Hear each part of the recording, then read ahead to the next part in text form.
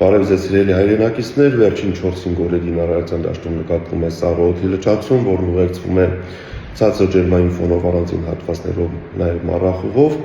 բայց վաղ երեկոյան ժամերից Հայաստանին միջերկրական ծովի շրջաններից մոտենում է հերթական ցիկլոնը,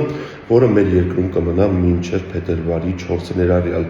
ինչի արդյունքում վաղ երեկոյան ժամերից սկսած մինչև փետրվարի 4-ը հանրապետության առանձին շրջաններում կդիտվեն տեղումներ, հիմնականում ձյան տեսքով։ Լեռնային առանձին շրջաններում նաև կդիտվի քամուշ գնացում մինչև 17-ից 20 մետր/վայրկյան արագությամբ, բուք ցածր հորիզոնական տեսանելիություն, բայց քանի որ այդ ցիկլոնը գալիս է միջերկրական ծովից, այն հարավ-արևմուտքից իր հետ բերում է տապոթային հոսանքներ,